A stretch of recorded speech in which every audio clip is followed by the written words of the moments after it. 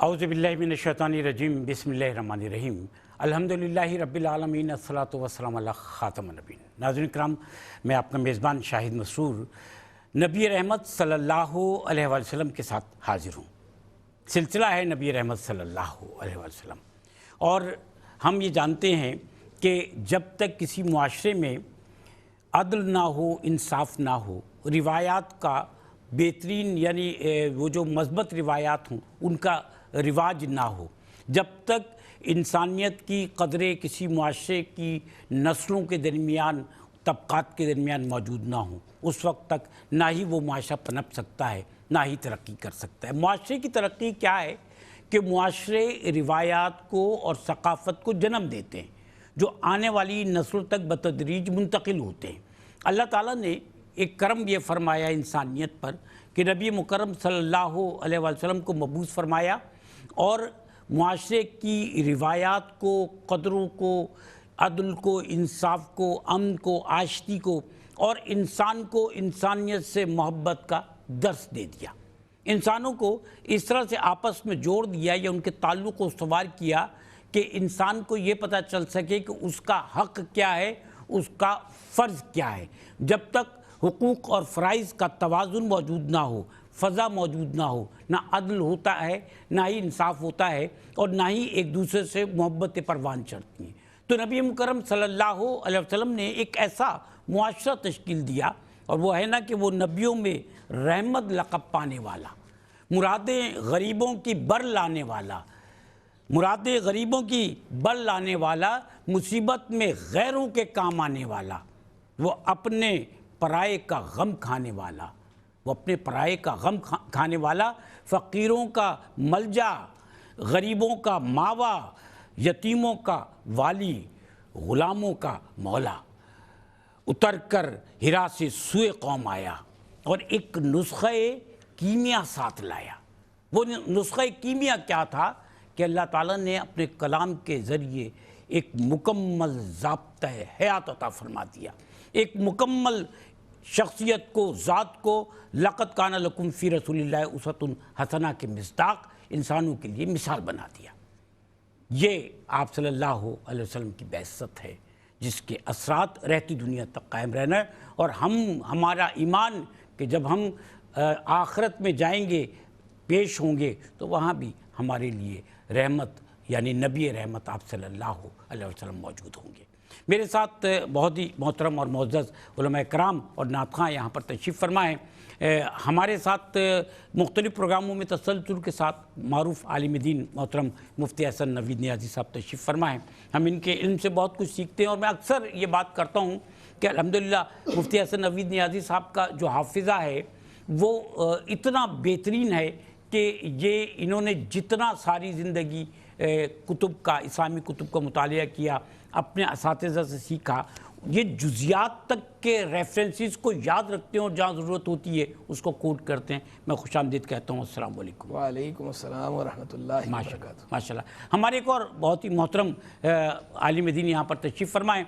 ये मुख्तलिफ़ प्रोग्रामों में हमारे साथ रहे, बल्कि पहली मरतबा QTV पर भी मेरे साथ ही अल्हम्दुलिल्लाह मुझे ये शरफ़ हासिल है कि मैंने हज़रत के साथ प्रोग्राम किया था। तो मेरे साथ मारूफ़ आलिम दीन मोहतरम मुफ्ती आसिफ़ मदनी साहब तशरीफ़ फरमाएँ। अस्सलाम वालेकुम। वालेकुम अस्सलाम व रहमतुल्लाह। माशाल्लाह। एक सना खां हमारे साथ और मौजूद हैं आज की इस नशस्त में। ये अंदरूनी सिंध से कराची तशरीफ़ लाए हैं और ये काफ़ी अरसे से QTV से भी वाबस्ता हैं और बड़ी शोहरत रखते हैं, दुनिया भर में लोग इनको मोहब्बत से सुनते हैं। हमारे साथ तशरीफ़ फरमाए मोहम्मद ज़ीशान मेमन। अस्सलाम वालेकुम। कैसे हैं ज़ीशान, आप खैरियत से ठीक ठाक हैं? प्रोग्राम का आगाज़ फरमाइएगा, नबी रहमत सल्लल्लाहु अलैहि वसल्लम की शान में हदिया नात पेश कीजिए।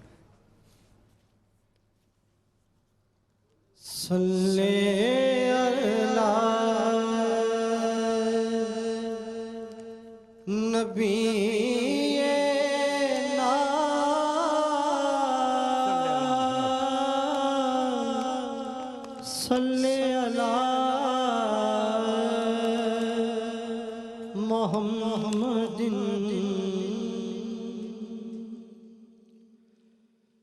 हो बज़ में चरा घर घर سجاؤ بزم چراغا گھر گھر سجاؤ سرکار آئے سرکار آئے خوشیاں مناؤ بزم چراغا گھر گھر سجاؤ بزم چراغا سبحان اللہ تشریف لائے جب میرے سرور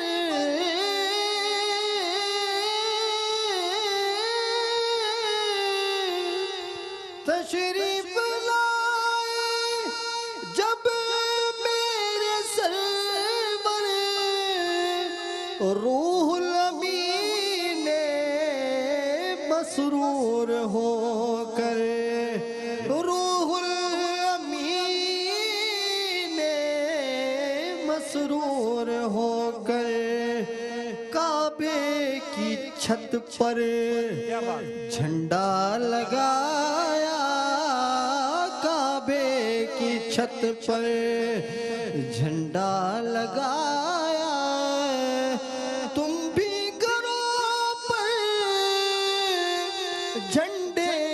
لگاؤ بزم چراغا گھر گھر سجاؤ سرکار آئے خوشیاں مناؤ بزم چراغا سبحان اللہ سبحان اللہ غوث البرادے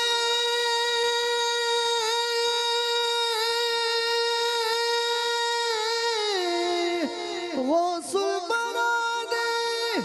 خواجہ پیانے گنجے شکر اور کل اولیاء نے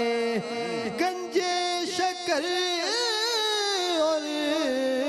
کل اولیاء نے جشن ولادت صلی اللہ کا سب نے منایا سب نے منایا تم بھی مناؤ بزم چراغا گھر گھر سجاؤ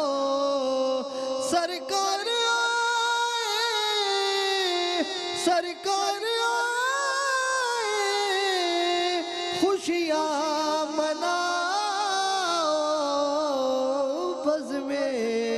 چراغا کیا بات ہے سبحان اللہ سبحان اللہ محترم مفتی احسن نوید نیازی صاحب ہم نبی رحمت صلی اللہ علیہ وسلم کی آمد کی خوشی مناتے ہوئے تذکرہ کر رہے ہیں کہ اللہ تعالیٰ نے جو رحمت کی شکل میں آپ صلی اللہ علیہ وسلم کی بعثت فرمائی ہے تو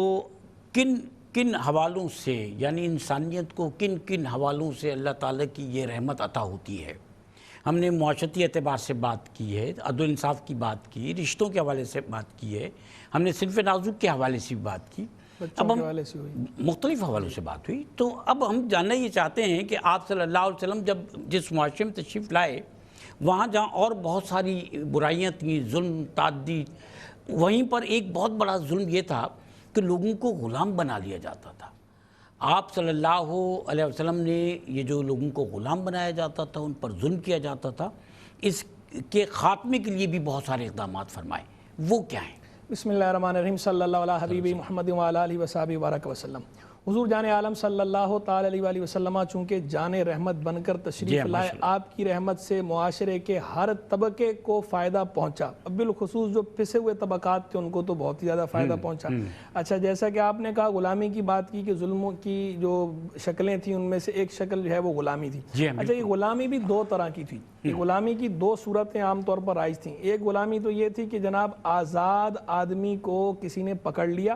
پکڑ کر اسے آگے بیچنا شروع کر دیا, راہگیر کوئی جا رہا ہے اس کو لوگوں نے پکڑ لیا, یا جو ہے کوئی طاقتور نے کمزور کو غلام بنا لیا, یا پھر جو ہے کوئی کسی بندے سے جرم ہوا اور پنچایت نے کوئی فیصلہ کیا اور فیصلے کے طور پر اسے سزا یہ سنائی کہ آج سے تم جو ہے وہ غلام ہو گئے, اور اس کے ساتھ پھر غلاموں کا سلوک شروع ہو گیا. اسے ہماری عربک ٹرمنالوجی میں کہتے ہیں بیع الحر, کہ آزاد آدمی کی بیع کرنا, بیچنا. ایک تو غلامی کی صورت یہ تھی کہ آزاد آدمی کو کرتے تھے بیع الحر. دوسری صورت تھی کہ جنگ ہوئی کہیں,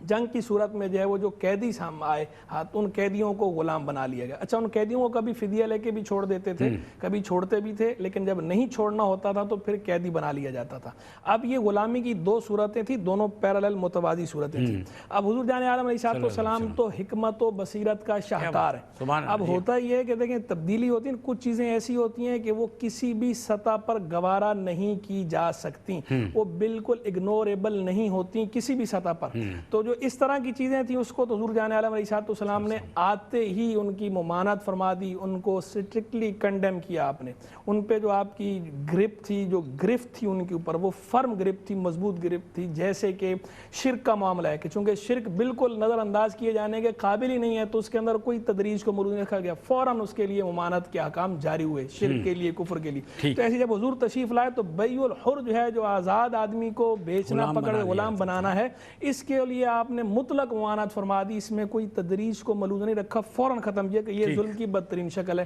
اب دوسری صورت جو تھی جنگی قیدیوں والی. اب چونکہ وہاں کا یہ رواج تھا, اور ہوتا یہ ہے کہ جو اس طرح کے رواج کے جنہیں فوراً اگر تبدیل کیا جائے تو انگلش میں کہتے ہیں نا always avoid abrupt changes, کہ اچانک تبدیلیوں سے بچنا چاہیے کیونکہ ان کے سائیڈ ایفیکٹس بہت زیادہ ہوتے ہیں. تو تدریج کو ملوث رکھنا چاہیے ہمیشہ. تو ایک ہے ریولوشن, انقلاب, اور دوسرا ایوولوشن ہے کہ تدریجی اصلاح جو ہے. تو دوسرے طریقہ کار کے لیے حضور جان عالم علیہ السلام نے ایوولوشن فرمائی, تدریجی طریقہ اختیار فرمایا اصلاح کا. جیسے سود کی حرمت کے لیے تدریجی طریقہ اختیار فرمایا گیا, جیسے شراب کی حرمت کے لیے تدریجی طریقہ اختیار فرمایا گیا. تو یہ جو یہ غلام ہیں, اس غلامی کے خاتمے کے لیے بھی تدریجی طریقہ اختیار فرمایا گیا. یہ ہم آپ سے ڈسکس کریں گے کہ جو تدریجی طریقہ اختیار فرمایا آپ صلی اللہ علیہ وسلم, وہ کیا تھا. آپ کی بھی اجازت سے ایک وقفہ, حاضر ہوتے ہیں, ہمارے ساتھ رہیے گا. کرام, نبی نور صلی اللہ علیہ وسلم کی محبت جو ہے وہ دنوں یا کسی خاص وقت کے لیے ہم محتاج نہیں کہ اس کا اظہار کر سکیں, بلکہ یہ محبت وہ ہے جو ہمارے خون کے ساتھ سرایت کر گئی. ہمارے آباء و اجداد نے جو ثقافت ہمیں منتقل کی, اس میں یہ محبت بھی ہمیں انہوں نے منتقل کی ہے. اور جب ہم اس محبت کا, اس آپ صلی اللہ علیہ وسلم کی رحمت کا تذکرہ کر رہے ہوتے ہیں, تو ہمیں اللہ تعالیٰ کی طرف سے وہ فیض حاصل رہا ہوتا ہے کہ جس سے ہم روحانی تسکین حاصل کر رہے ہوتے ہیں. اس وقت بھی ہم یہ جاننے کی صحیح کر رہے ہیں کہ جب انسانیت پر ایک ایسے معاشرے میں ظلم جاری تھا کہ جہاں لوگوں کو, آزاد لوگوں کو غلام بنا لیا جاتا تھا, تو اس وقت پہ آپ صلی اللہ علیہ وسلم نے کس قسم کے اقدامات فرمائے. مفتی حسن نقوی نیازی صاحب, آپ ہماری رہنمائی فرمائیں. تو میں گزارش کر رہا تھا کہ غلامی کی دو صورتیں تھیں, دو کائنڈز تھیں, اس کی دو ٹائپس تھیں. ایک بیع الحر والی ہے, وہ تو چونکہ ظلم کی بدترین شکل تھی, اس لیے اسے بالکل اگنور نہیں کیا گیا, نظر انداز نہیں کیا گیا, اسے فوراً ممانعت کر دی گئی, کنڈیم کر دیا, اسے فوراً ختم کر دیا گیا. ایک تو یہ احسان آپ نے فرمایا. دوسرا جو قیدیوں والی غلامی ہے کہ جنگی قیدی بنا کر جو غلام بنانا ہے, اس کے لیے بھی حضور جان عالم علیہ السلام نے اقدامات یہ فرمائے کہ ایک تو یہ کیا کہ مختلف جو انسان سے جرم ہوتے ہیں, جو گناہ ہو گئے, آپ سے معصیت ہوئی, تو اس پر جو کفارے رکھے گئے ہیں, جو سزائیں رکھی گئی ہیں, ان سزاؤں میں غلام آزاد کرنے کو رکھ دیا گیا. جیسے قسم کا کفارہ ہے, اس کے اندر غلام آزاد کرنے کو بطور کفارہ رکھا گیا. اسی طرح قتل خطا کا جو کفارہ ہے, اس میں بھی غلام آزاد کرنے کو بطور کفارہ رکھا گیا, تاکہ صاحب حیثیت لوگ جو ہیں وہ ان لوگوں کی مدد کر سکیں. کیا آزاد ہوتے ہیں, ان کو آزادی کا پروانہ ملتا جائے. اسی طرح زہار جو ہے کہ کسی نے اپنی زوجہ کو اپنی محرمات میں سے کسی کے ساتھ تشبیہ دے دی ہے, تو اس صورت میں بھی جو کفارے رکھے گئے, اس میں غلام آزاد کرنے کو بطور کفارہ رکھا گیا. اسی طرح جو ام الولد کی صورت تھی,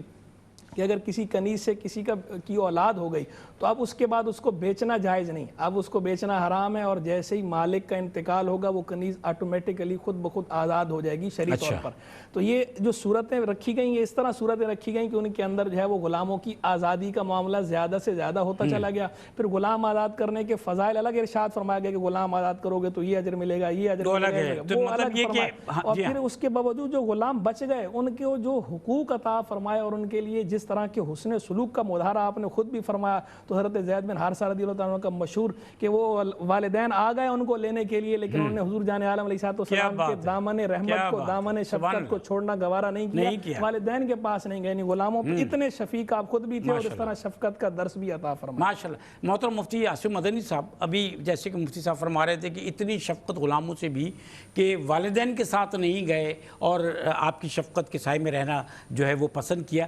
آپ صلی اللہ علیہ وسلم کا غلاموں کے ساتھ جو حسن سلوک ہے، ایک تو آپ کا اپنا حسن سلوک، پھر آپ صلی اللہ علیہ وسلم نے جو ان کے حقوق کے حوالے سے ان سے کس طرح کا سلوک کرنا ہے وہ ارشاد فرمایا، تعلیم فرمائی، وہ بتائیے سر۔ اعوذ باللہ من الشیطان الرجیم، بسم اللہ الرحمن الرحیم۔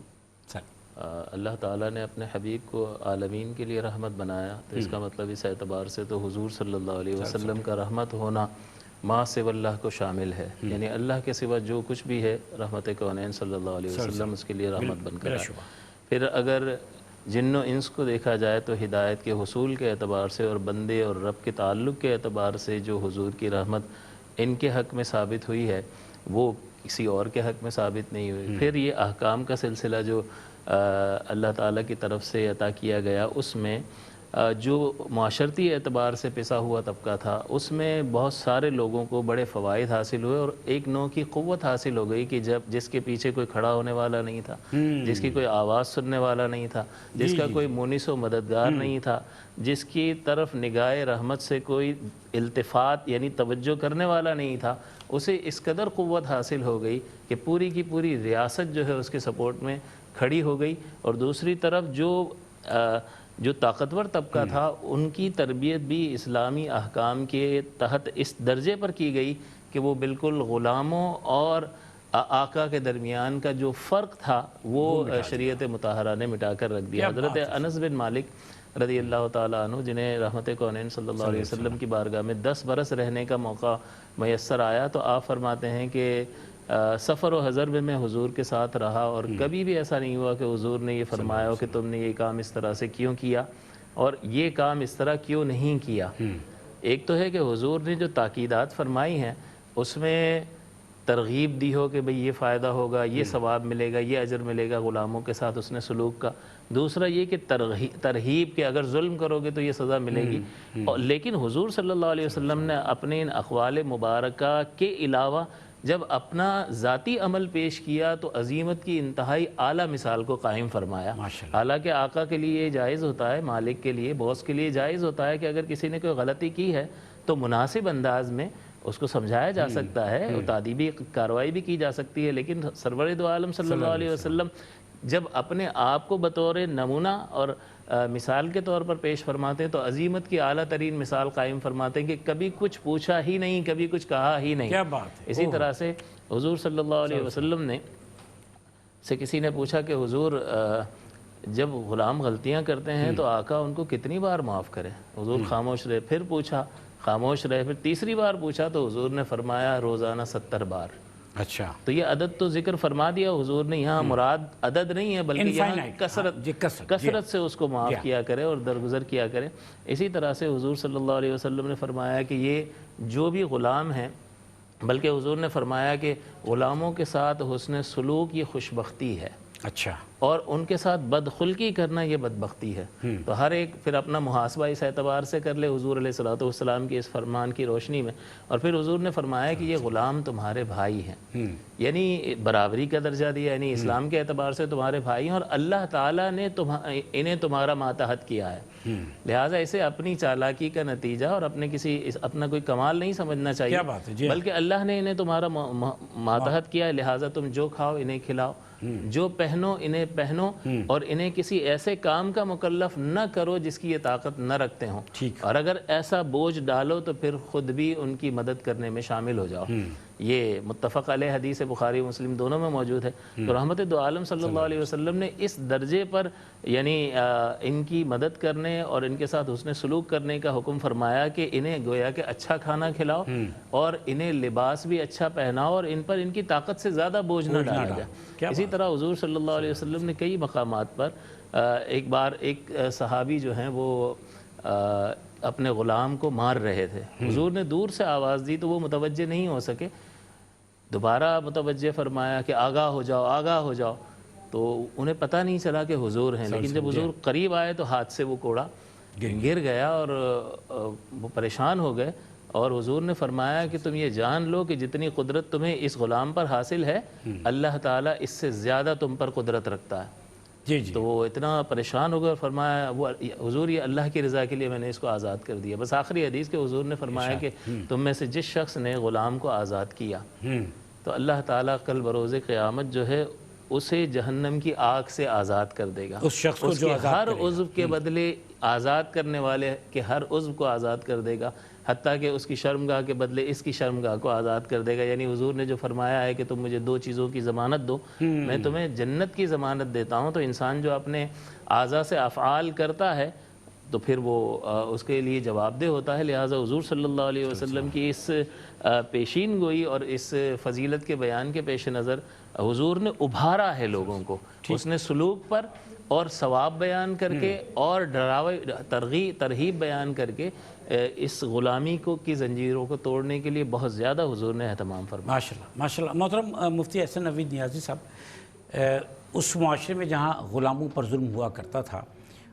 وہاں اور بھی طبقات موجود تھے، اور جب تک تمام طبقات کے حقوق اور فرائض کا تعین نہ ہو تو وہ معاشرہ، وہ مثالی معاشرہ جو کہ آپ صلی اللہ علیہ وسلم نے تشکیل فرمایا، اس طرح کا معاشرہ تشکیل نہیں دیا جا سکتا۔ وہ لوگ جو مسلمان نہیں تھے، غیر مسلم تھے، ذمی تھے،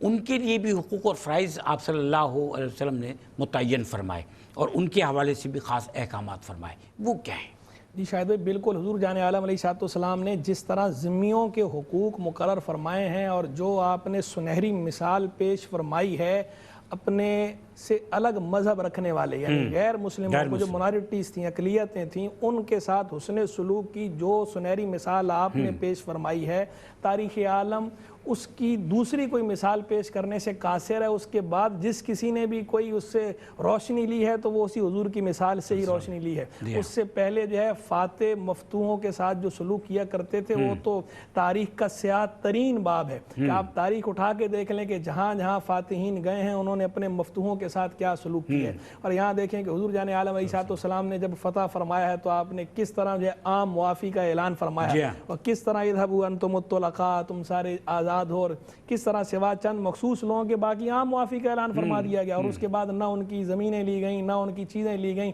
ان کے گھر بار کو اسی طرح رکھا گیا، اور جہاں جہاں مسلمان گئے، جہاں جہاں مسلمانوں نے علاقے فتح کیے، وہاں وہاں مسلمانوں نے اپنے آقا علیہ السلام کی اس تعلیم پر عمل کیا ہے۔ وہاں ایسی سنہری مثالیں ہیں کہ ایک سے ایک مثالیں بھری پڑی ہیں۔ پھر جو حقوق کا بھی تعین جو فرمایا کہ جو رہنے والے ذمی ہیں، ذمی اصل میں ذمہ سے ہے، ذمہ کہتے ہیں ٹیکس کو، جزیہ دینا، یعنی وہ جزیہ دیں گے۔ اچھا جزیے پہ بھی بڑا اعتراض ہوتا ہے کہ جناب جزیہ لیتے تھے مسلمان۔ آپ یہ دیکھیں کہ مسلمانوں سے زکوٰۃ لی جاتی تھی اور غیر مسلموں سے جو ہے وہ جزیہ لیا جاتا، تو یہ بیلنس ہو گیا نا۔ اگر ایسا ہوتا کہ ان سے بھی ساری چیزیں اسی طرح لی جاتی اس طرح مسلمانوں سے لی جا رہی ہوں، پھر تو آپ اعتراض کرتے کہ جناب مسلمانوں سے جو چیزیں لی جا رہی ہیں وہ بھی لی جا رہی ہیں اور اضافی بھی لی جا رہی ہیں، تو آپ اعتراض کی جو پوزیشن میں ہوتے، اگرچہ اس کا بھی ہم جواب دیتے، لیکن آپ نے پوزیشن، لیکن یہاں تو معاملہ یہ ہے کہ آپ پوزیشن میں ہی نہیں ہے اعتراض کی، اس لیے کہ مسلمانوں سے زکوٰۃ وصول کی جا رہی ہے، سب سے، ذمیوں سے زکوٰۃ نہیں وصول کی جا رہی۔ اصل میں وہ جزیہ لیا کس بات کا جا رہا ہے؟ جزیہ اس بات کا لیا جا رہا ہے کہ انہوں نے ہمارا مذہب تو قبول کیا نہیں، اب اور لا اکراہ فی الدین، اور دین میں جبر ہے نہیں کہ انہیں زبردستی جو ہے وہ کلمہ پڑھایا جائے، انہیں ہم پروٹیکشن فراہم کریں گے کہ جب وہ ہماری کسٹڈی میں رہیں گے، ہمارے خطے میں رہیں گے، ہمارے علاقے میں رہیں گے، تو ہم انہیں جان کا تحفظ، اس کی ضمانت دیں گے۔ دنیا بھر میں جو ہے وہ ٹیکس لیا جاتا ہے، جان کی تحفظ کی ہم انہیں ضمانت دے رہے ہیں، مال کے تحفظ کی ہم انہیں ضمانت دے رہے ہیں، آبرو کے تحفظ کی ہم انہیں ضمانت دے رہے ہیں۔ وہ جو جزیہ لیا جا رہا ہے رہا ہے وہ ان چیزوں کا ٹیکس لیا جا رہا ہے کہ ہم آپ کو یہ ساری چیزیں جو پروٹیکشن فراہم کریں گے یہ اس کا عوض ہم لے رہے ہیں۔ سر اس کو کنٹینیو کریں گے انشاءاللہ۔ ایک وقفے کے بعد ہمارے ساتھ حافظ محمد ذیشان میمن بھی موجود ہیں، ان سے بھی انشاءاللہ کلام سنیں گے، ہمارے ساتھ رہیے، حاضر ہوتے ہیں۔ ناظرین کرام، نبی رحمت صلی اللہ علیہ وسلم کا یہ آخری آج کے پروگرام کا سیگمنٹ جس میں ہم خوش آمدید کہہ رہے ہیں آپ کو، اور تذکرہ ہو رہا ہے آپ صلی اللہ علیہ وسلم کی ان رحمتوں کا کہ جن کے ذریعے آپ صلی اللہ علیہ وسلم نے انسانیت کو وہ مقام عطا فرمایا کہ آج اگر ہم زندہ ہیں، ایک دوسرے کی قدر کرتے ہیں، ایک دوسرے سے ہمارا تعلق ہے، تو وہ اسی کی مرہون منت ہے، کہ بلکہ یوں سمجھ لیجئے کہ یہ اللہ تعالیٰ کا کرم اور آپ صلی اللہ علیہ وسلم کا رحم ہم پر ہے، اب انسانیت پر آپ صلی اللہ علیہ وسلم نے وہ رحم فرمایا ہے کہ جس کی بنیاد پر آج انسانیت پنپ رہی ہے۔ یہی وہ مثالیں ہیں کہ جن کی تربیت ہمیں دی گئی، اور ہم یہاں تذکرہ کرنے کے بعد اپنی نسلوں تک ان تعلیمات کو منتقل کر سکیں کہ جن تعلیمات کی بنیاد پر رہتی دنیا تک نسل انسانی کی عمارت کو تعمیر ہونا ہے۔ ہمارے ساتھ محترم مفتی احسن نوید نیازی صاحب تشریف فرمائیں، محترم مفتی آصف مدنی صاحب تشریف فرمائیں، اور محترم حافظ محمد ذیشان میمن صاحب تشریف فرمائیں۔ وقفے پہ ہم گئے ہیں تو ہم نے اس اسلامی معاشرے میں جہاں آپ صلی اللہ علیہ وسلم کی بعثت ہوتی ہے، وہاں پر موجود جو غیر مسلم ہیں، ذمی ہیں، ان کے حقوق اور فرائض کی نسبت سے آپ صلی اللہ علیہ وسلم نے جو احکامات فرمائے، جو اقدامات فرمائے، اس پر جاننے کی صحیح کی تھی۔ تو مفتی احسن نوید نیازی صاحب فرما رہے تھے، سر ارشاد فرمائیے۔ تو میں گزارش کر رہا تھا کہ جو ہے ذمیوں کو ان سے جو جزیہ لیا جاتا تھا، جو ٹیکس لیا جاتا تھا، اس کے عوض میں، اس کے بدلے میں انہیں جان کا تحفظ فراہم کیا جاتا تھا، ان کو مال کا تحفظ فراہم کیا جاتا تھا، ان کی آبرو کا تحفظ فراہم کیا جاتا تھا۔ اور شاید بھائی اس کی بھی کوئی مثال پیش کرنے سے بندہ قاصر ہے، تاریخ عالم پیش نہیں کر سکتی کہ ایک موقع پر، ایک جنگ کے موقع پر مسلمانوں نے باقاعدہ جزیہ لیا ہوا واپس کیا اس بات پر کہ ہم جو ہے وہ آپ کو پروٹیکٹ نہیں کر سکتے، یہاں پر یہ جس ایریے میں آپ موجود ہیں، ہم اتنے محاذوں پر اس وقت جو ہے نبرد آزما ہیں کہ ہم آپ کی حفاظت کی ضمانت نہیں دے سکتے، لہذا جو جزیہ آپ سے لیا وہ جزیہ باقاعدہ واپس کیا گیا۔ کوئی لے کر ٹیکس لے کر کوئی واپس نہیں کرتا۔ دنیا بھر میں رواج یہ ہے کہ حکومت کی جو سروسز ہوتی ہیں، کسی بھی شخص کو فیسیلیٹیٹ کرنے کے لیے حکومت اقدامات کرتی ہے، اس کے لیے ٹیکس، جس کی ایک شکل جزیے کی شکل میں، اور ایک دفعہ ٹیکس لے لیا جائے تو پھر واپس نہیں ہوتا۔ اور وہاں تو مسلمانوں نے یہ عدل و انصاف کی کیسی مثال فراہم کر دی کہ وہ لیا ہوا ٹیکس جو ہے، جزیہ لیا ہوا واپس کر دیا۔ ورنہ تو کہہ سکتے تھے کہ بھئی ہمیں ضرورت ہے، ہم جو ہے وہ مختلف محاذوں پر جنگ کر رہے ہیں تو آپ اور ہمارا ساتھ دیں اور یہ بھی ہمارا ہی، لیکن انہوں نے یہ نہیں کیا، بلکہ الٹا لیا ہوا پیسہ واپس کر دیا۔ انصاف، عدل و انصاف ہے، یہ سرکار عیسیٰ السلام کی تربیت ہے، یہ صحابہ کرام نے کر کے دکھایا، یہ حضور نبی رحمت کی رحمت بھری تربیت، تو ان کو واپس کر دیا۔ اس کے علاوہ دیکھیں انہیں مذہبی آزادی دی گئی، جو ان کی عبادت گاہیں تھیں ان کی عبادت گاہوں کو مسمار نہیں کیا گیا، اور ان کو ان کی عبادت گاہوں میں عبادت کرنے کی اجازت دی گئی۔ ہاں یہ الگ بات ہے کہ وہ دوسری جگہوں پر جا کر نہیں کریں گے، پبلکلی نہیں، لیکن جو ان کی اپنی عبادت گاہیں اس کے اندر وہ اپنے طریقہ کار کے مطابق جو عبادت کرنا چاہیں اس کی بھی انہیں سیکیورٹی فراہم کی گئی کہ آپ یہ عبادت کر سکتے ہیں۔ تو اس سے کھلی مثال آپ کون سی پیش کر سکتے ہیں کہ جو اقلیتوں کو جو حقوق دیے گئے ہوں، تو یہ سب سے بڑھ کر جو اقلیتوں کو حقوق عطا فرمائے ہیں حضور جان عالم صلی اللہ علیہ وسلم نے عطا فرمایا، اور آپ کے غلاموں نے، صحابہ کرام نے، اور رہتی دنیا کے لیے ایسی ایسی روشن مثالیں چھوڑی ہیں کہ اس پہ پورا ایک پروگرام الگ سے کیا جا سکتا ہے، کسی موقع پر انشاءاللہ الگ سے بھی اس پہ کوئی پروگرام کریں گے انشاءاللہ سر، انشاءاللہ۔ میں محترم مفتی آصف مدنی صاحب آپ سے جاننا چاہوں گا کہ یہاں تو حقوق کا تعین فرمایا، جیسے کہ ہم نے ابھی مفتی صاحب سے جانا کہ ذمیوں کے یا غیر مسلموں کے حقوق کا تعین فرمایا، آپ صلی اللہ علیہ وسلم کا ذاتی طور پر جو حسن سلوک ہے، تعلق قائم ہوتا ہے، اس میں جو آپ صلی اللہ علیہ وسلم اپنے سلوک کا مظاہرہ فرماتے ہیں، ہم بات کریں کہ رحمت بن کر کس طرح سے مظاہر سامنے آتے ہیں، وہ ارشاد فرمائیے۔ جی، یہ کردار کی اعلیٰ ترین مثال رحمت دو عالم صلی اللہ علیہ وسلم نے ہر مقام پر قائم فرمائی، جس کے کثیر مظاہر نظر آتے ہیں۔ سب سے پہلے تو ہمدردی کا جذبہ، قرآن عظیم اس کو ذکر فرماتا ہے، لعلک باخع نفسک علی آثارہم ان لم یؤمنوا اسفا، ان لم یؤمنوا بہذا الحدیث اسفا، کہ کیا آپ اپنی غم میں اپنی جان پر کھیل جائیں گے ان کے پیچھے کہ یہ اس بات پر ایمان نہیں لائے۔ یعنی حضور کو شدید رنج تھا، اور وہ ذات پاک جو دلوں کا حال جاننے والی ہے، اللہ تعالیٰ وہ خالق کائنات فرما رہا ہے کہ کس قدر حضور صلی اللہ علیہ وسلم اس کا رنج محسوس فرما رہے ہیں کہ لوگ ایمان نہیں لاتے، اور حضور فرماتے ہیں کہ میں لوگوں کی کمرے پکڑ پکڑ کر کھینچتا ہوں، لوگ پھر بھی جہنم کی طرف جاتے ہیں۔ تو اس کا اگر معنی ظاہر تو خیر مراد نہیں ہو سکتا، انتہائی کوشش اس کا مجازی معنی مراد ہے کہ حضور نے انتہائی کوشش فرمائی ہے۔ تو اس اعتبار سے ہمدردی کے جذبات غیر مسلموں کے لیے رحمت کونین صلی اللہ علیہ وسلم کے دل میں بہت زیادہ تھے کہ یہ اسلام کو قبول کر کے ہمیشہ کی بربادی سے، ہمیشہ کی ناکامی اور نامرادی سے خود کو بچانے میں کامیاب ہو جائیں۔ پھر حضور صلی اللہ علیہ وسلم کا ایک یہودی غلام تھا، ایک بار بیمار ہوا، حضور عیادت کے لیے تشریف لے گئے، اس کے سرہانے پر بیٹھ کر حضور نے فرمایا اسلم، اسلام قبول کر لو۔ تو اس نے اپنے باپ کی طرف دیکھا تو باپ نے کہا اتبع ابا القاسم، کہ حضور کی کنیت ہے ابو القاسم، تو ابو القاسم صلی اللہ علیہ وسلم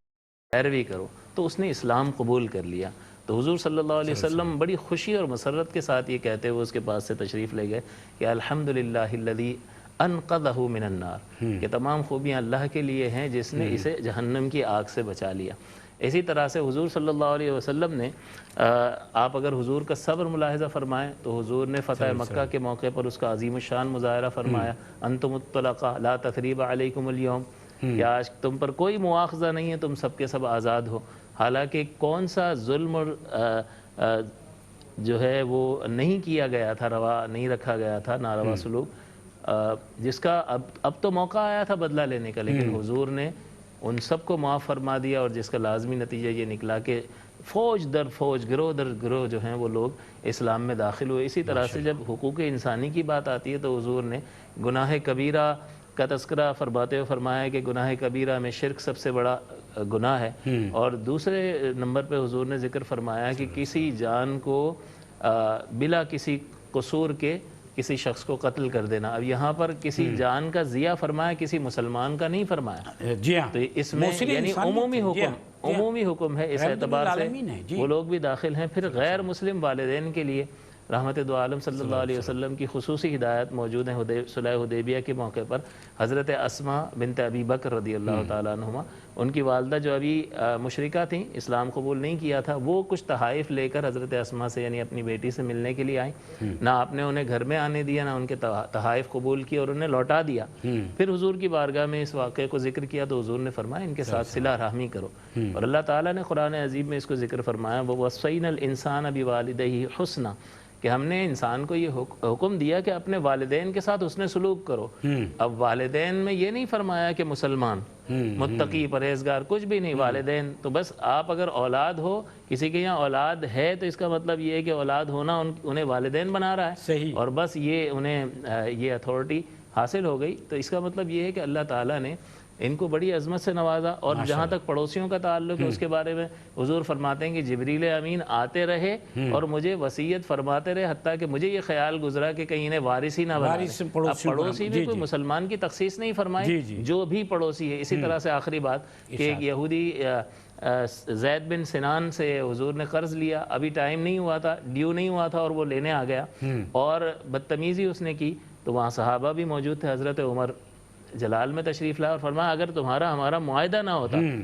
تو میں تمہاری گردن اڑا دیتا۔ حضور نے روک دیا اور حضور مسکرائے اور فرمایا کہ اس کا قرض ادا کرو، اور جو تم نے اسے دھمکایا ہے، ڈرایا ہے، اس کے بدلے میں کچھ اسے زیادہ دو۔ تو یہ حسن سلوک حضور علیہ الصلوۃ کے مبارک کردار میں غیر مسلموں کے ساتھ نظر آتا ہے۔ ماشاءاللہ، بہت شکریہ محترم مفتی احسن نوید نیازی صاحب آپ کا، محترم مفتی آصف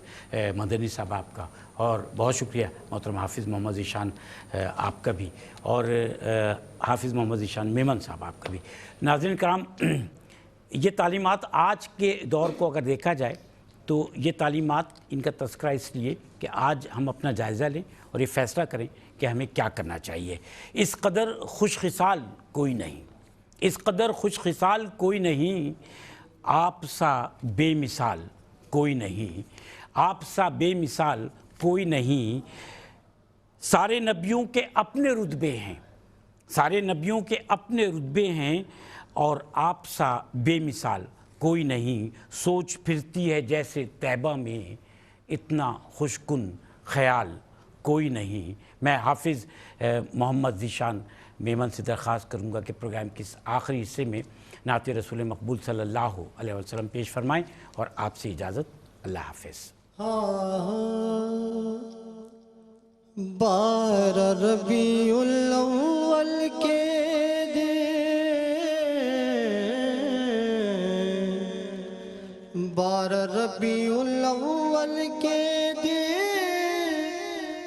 ابر بہارا چھائے کیا بات میرے سرکار آئے میرے سرکار آئے میرے سرکار آئے آئے آئے میرے سرکار آئے آمنہ تیرے گھر آ کر جبریل پیام یہ لائے میرے سرکار آئے میرے سرکار آئے سبحان اللہ دور ہوا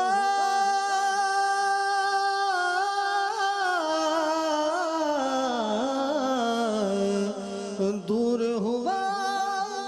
دنیا سے اندھیرا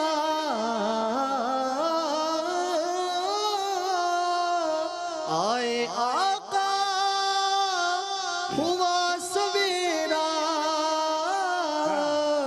ہوا سویرا عبداللہ کے گھر آ کر جبریل پیام یہ لائے میرے سرکار آئے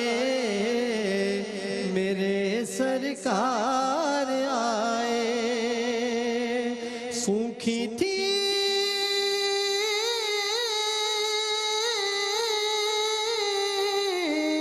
سوکھی تھی گلشن کی کلیاں سونی تھی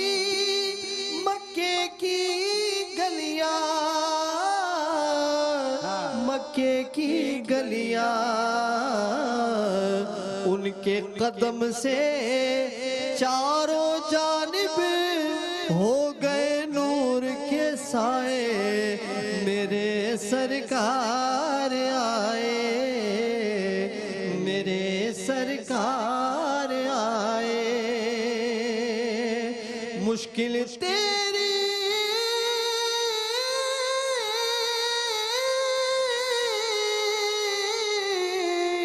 مشکل تیری ٹل جائے گی سوکھی کھیتی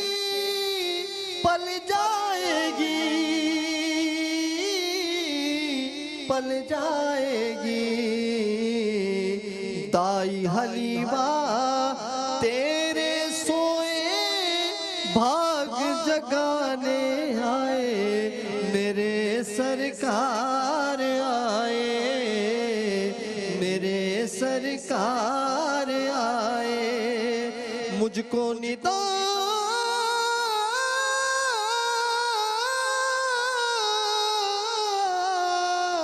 مجھ کو ندا آئی یہ محسن دنیا کو بتلا دے محسن بتلا دے محسن